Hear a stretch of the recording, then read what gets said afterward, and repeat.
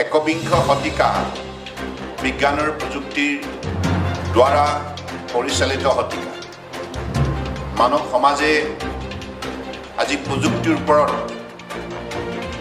বিশেষভাৱে প্ৰাধান্য দি নিজৰ সমাজ ব্যৱস্থাক আগুৱাই নিয়াৰ নিমিত্তে সংকল্প লৈছে প্ৰতিগৰাকী ব্যক্তিয়ে নিজৰ যিখিনি স্বাভাৱিক যোগ্যতা দক্ষতা এই সকলোবিলাক শক্তি উজ্জীৱিত কৰাৰ বাবে প্ৰযুক্তি আশ্ৰয় লৈছে টেকনলজি ড্ৰিভেন ছ'চাইটি আজি সেইবাবে আমিও এই ক্ষেত্ৰত কোনো যুক্তিতে পিছ পৰি থকা উচিত নহয় মাননীয় প্ৰধানমন্ত্ৰী ডাঙৰীয়াই এই ষ্টাৰ্টআপ কাৰ্যসূচীৰ যোগেদি ভাৰতবৰ্ষৰ কোটি কোটি যুৱক যুৱতীৰ ব্যক্তিত্বত যিখিনি নেচাৰেল এবিলিটি আছে ইয়াক উজ্জীৱিত কৰাৰ বাবে ইয়াক বিশেষভাৱে বিকাশ ঘটোৱাৰ বাবে স্কিল ইণ্ডিয়াৰ কাৰ্যসূচী হাতত লয় আৰু লক্ষ্য স্থিৰ কৰিলে যে ডিজিটেল ইণ্ডিয়াৰ যোগেদি আমি আমাৰ কাম কাজবিলাক ক্ষীপ্ৰ গতিত আগুৱাই নিব লাগিব আৰু মেক ইন ইণ্ডিয়াৰ যোগেদি আমি আত্মনিৰ্ভৰ ভাৰত নিৰ্মাণ কৰিব লাগিব সেল্ফ ৰিলায়েণ্ট ইণ্ডিয়া গতিকে মই ভাবোঁ যে মাননীয় প্ৰধানমন্ত্ৰী ডাঙৰীয়াই যি নতুন দিগন্ত সূচনা কৰিলে যি ভিছন আমাৰ সন্মুখত দেখুৱালে তাৰ বাবে আজি ভাৰতবৰ্ষৰ যুৱ শক্তি আজি উৎসাহিত হৈ আগুৱাই আহিছে আমিও ই আছাম ষ্টাৰ্টআপ এই কাৰ্যসূচী যেতিয়া আৰম্ভ কৰিছোঁ এই কাৰ্যসূচী আৰম্ভ কৰাৰ সময়ত আমিও চিন্তিত হৈছিলোঁ কিমান সংখ্যক যুৱক যুৱতীয়ে এই গোটেই ইন'ভেটিভ এছপেক্টত তেখেতসকলে আত্মনিয়োগ কৰিব নতুন চিন্তা নতুন কৌশল নতুন বুদ্ধি নতুন বিধি বিধান সকলো নতুনত্ব প্ৰদান কৰাটো আজি যুগৰ আহ্বান এই একবিংশ শতিকাত মানুহৰ ৰুচিবোধ পৰিৱৰ্তন হৈছে গতিকে মানুহৰ চইচবিলাক দিনক দিনে বিভিন্ন ৰূপত বৃদ্ধি পাইছে গতিকে আজিৰ যুগত বিশ্ব বজাৰ দখল কৰিব লগা হ'লে এটা নতুন চিন্তাৰ দ্বাৰা আমি আত্মপ্ৰকাশ কৰিব লাগিব আমি ট্ৰেডিশ্যনেল যিবিলাক প্ৰডাক্ট এই প্ৰডাক্টবিলাকৰ লৈ আমি বিশ্বজয় কৰিব নোৱাৰোঁ এই প্ৰডাক্টবিলাকত ইন'ভেটিভ আইডিয়া ইনকৰ্পৰেট কৰিব লাগিব value addition of our traditional product as part of choices of the world society গতিকে সেইবাবে মই আজি এই অনুষ্ঠানটোত উপস্থিত থাকি ভাল পাইছোঁ আমাৰ অসমৰ ইমান যিসকল যুৱক যুৱতীয়ে উৎসাহেৰে একাগ্ৰতাৰে with dedication, with concentration, with their hard work আজি তেখেতসকলে নতুন নতুন এই অনুষ্ঠানটোৰ পৰাই ক্ষুদ্ৰ আৱিষ্কাৰ কৰাৰ বাবে নতুন নতুন চিন্তা চৰ্চা প্ৰৱৰ্তন কৰাৰ বাবে তেখেতসকলে দিনক দিনে বিশ্বৰ বিভিন্ন প্ৰান্তৰ মানুহৰ দৃষ্টি আকৰ্ষণ কৰিবলৈ সক্ষম হৈছে They have been successful in drawing the attention of the globe, different parts of the globe, not in India only. As you have mentioned through your speeches, some part of Southeast Asia.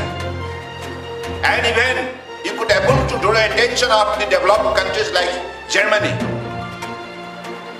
Gentleman appeared before a few minutes back and how he reacted to tie up with this institution,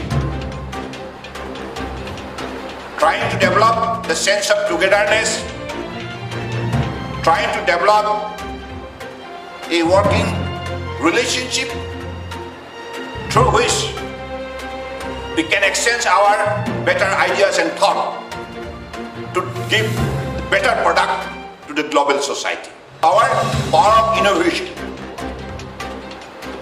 भगवान ने जो शक्ति हमें दिया है, इस शक्ति का द्वारा नई वस्तुओं, विचारों, विधियों का रचना करना होगा. This is how we'll have to exhibit, demonstrate the power of skill and power of innovation that we possess within our personality. গতিকে মই ভাবো যে আমাৰ ডেকা শক্তিয়ে যি দৃঢ়তাৰে আগুৱাই আহিছে, আজি সফলতাৰ এখন নতুন ছবি তেখেতসকলে ইয়াত অংকিত কৰিবলৈ সক্ষম হৈছে. They have been successful in drawing a successful stories out of their hard work and dedication. These success stories will definitely inspire the young generation to come forward to take up the challenges in the world of startup. গতিকে মই অভিনন্দন জনাইছো পাটোৱাৰী ডাঙৰীয়া উদ্যোগ মন্ত্ৰী হিচাপে এই বিষয়া কৰ্মচাৰীসকলক লৈ যেনেধৰণে দক্ষতাৰে কাম কৰিছে, তাৰ বাবে এক বছৰৰ ভিতৰতে ভাৰতবৰ্ষৰ অন্যতম গুৰুত্বপূৰ্ণ প্ৰতিষ্ঠান হিচাপে আজি ষ্টাৰ্টআপ আসামে নিজৰ উল্লেখযোগ্য স্থান আজি নিশ্চিত কৰিবলৈ সক্ষম হৈছে. গতিকে মই ভাবিছো যে আগন্তুক দিনত আমাৰ দক্ষতা সম্পন্ন যুৱক যুৱতীসকলে আৰু অধিক এই ক্ষেত্ৰত অগ্ৰগতি লাভ কৰিব. আৰু ইতিমধ্যে গুৱাহাটী দক্ষিণ পূব এছিয়াৰ দুৱাৰমুখ হিচাপে গঢ় দিয়াৰ যি লক্ষ্য আমাৰ সন্মুখত আছে, ই কেৱল it is not that it is the gateway of Northeast, but we want to develop Guwahati as a gateway of Southeast Asia. গতিকে সেই পৰ্যায়লৈকে এই ৰাজ্যৰ এই চহৰখনক যদি আগুৱাই নিব লগা হয়, তেতিয়াহ'লে আমি আমাৰ চিন্তাত শক্তি প্ৰদৰ্শন কৰিব লাগিব. বুদ্ধিমত্তা আমি আমাৰ আৱিষ্কাৰ যোগেদি প্ৰদৰ্শন কৰিব লাগিব. আৰু পৃথিৱীৰ মানৱ সমাজক আমিও এই কথা ক'ব পৰাৰ যোগ্যতা অৰ্জন কৰিব লাগিব যে আমিও নতুন নতুন চিন্তাৰ দ্বাৰা নতুন নতুন বস্তু আমি ইয়াত তৈয়াৰ কৰিব পাৰোঁ, যি নেকি পৃথিৱীৰ সকলো সমাজৰ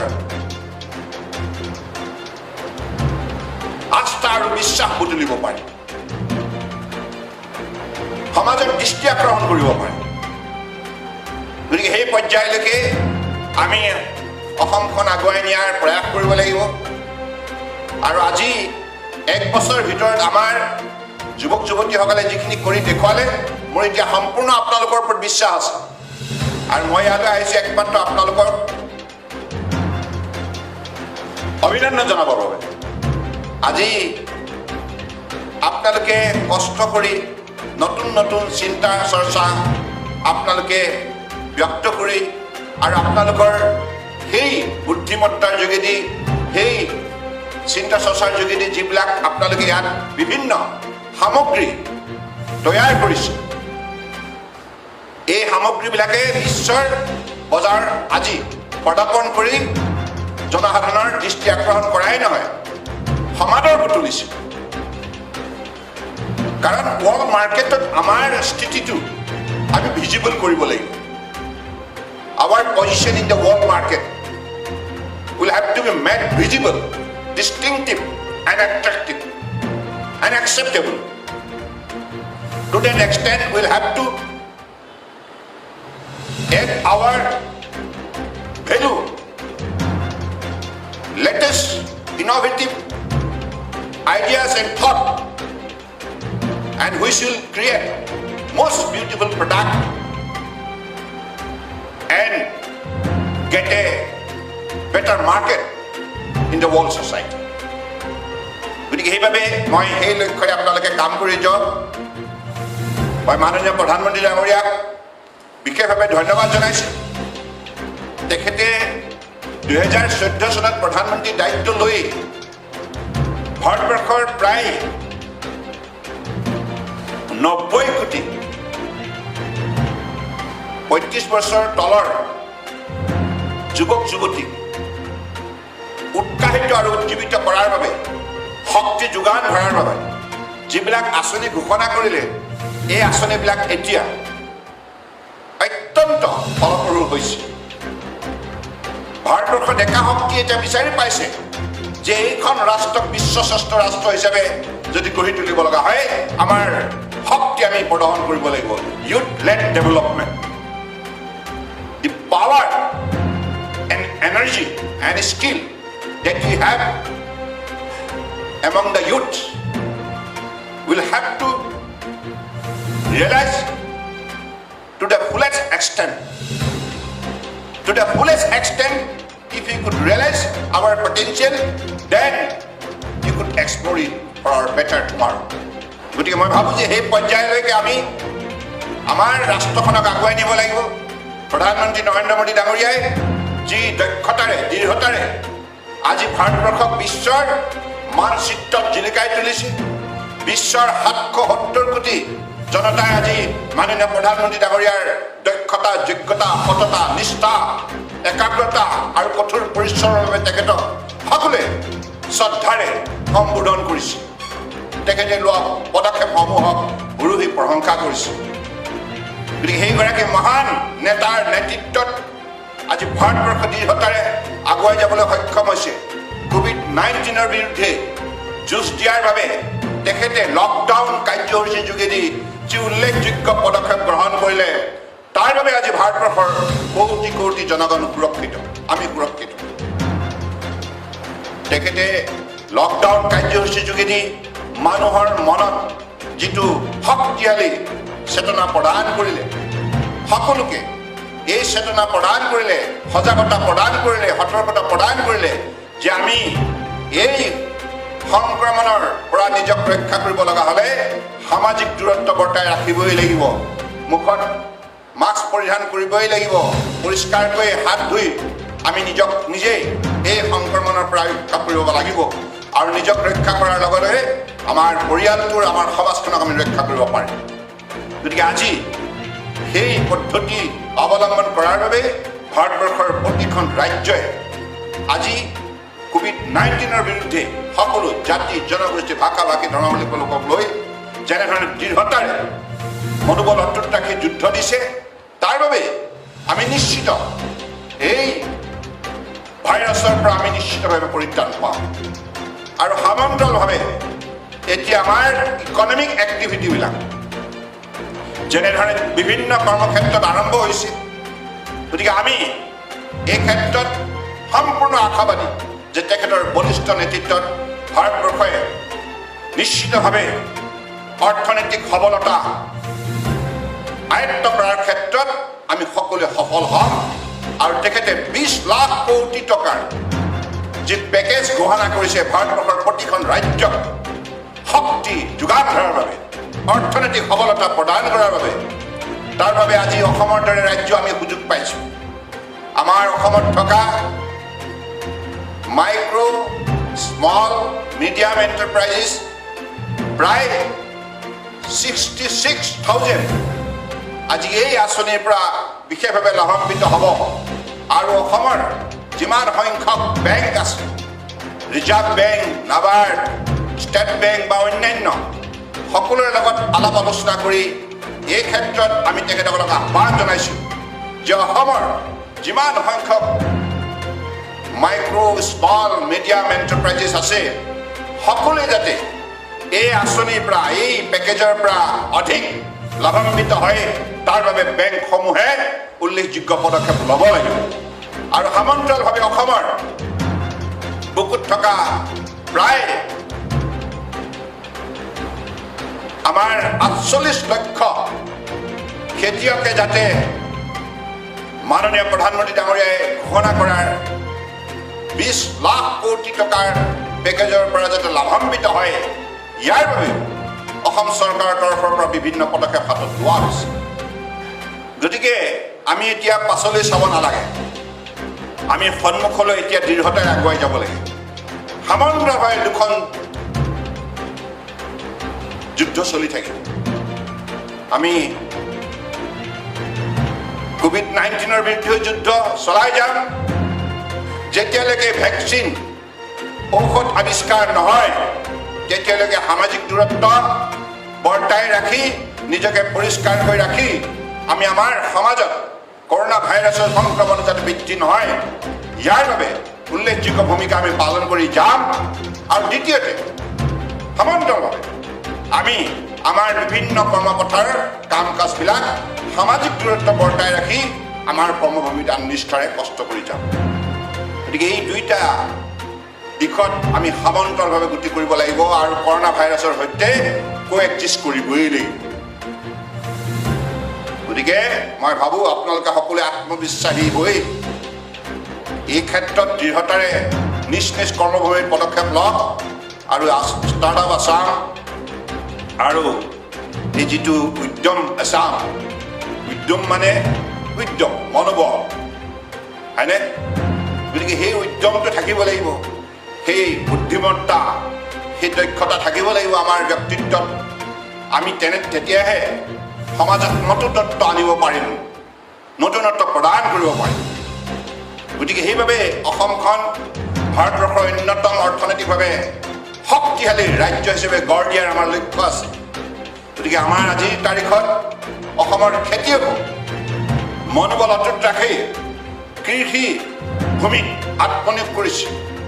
অসম চৰকাৰৰ তৰফৰ পৰাও খেতিয়কসকলৰ বাবেই আমি হাজাৰ হাজাৰ ট্ৰেক্টৰ যোগান ধৰিছোঁ।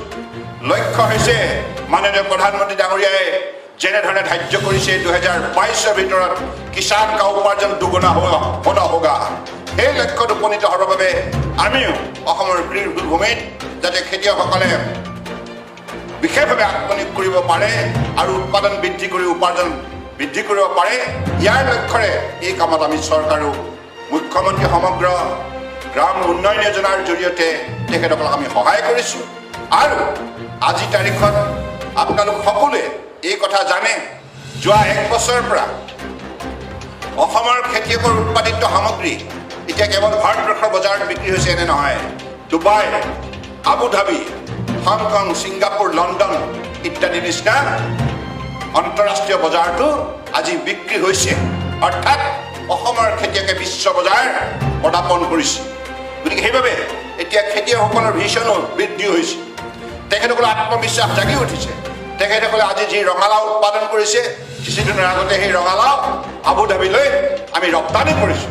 অৰ্থাৎ এজন খেতিয়কে যেতিয়া নিজৰ পৰিচয় দিব, মোৰ ফিনিছ প্ৰডাক্ট বিক্ৰী হয় হংকং মাৰ্কেটত, মোৰ ফিনিছ প্ৰডাক্ট বিক্ৰী হয় লণ্ডন মাৰ্কেটত, ডেট ইজ দ্য স্বাভিমান অফ আৱাৰ ফাৰ্মাৰ।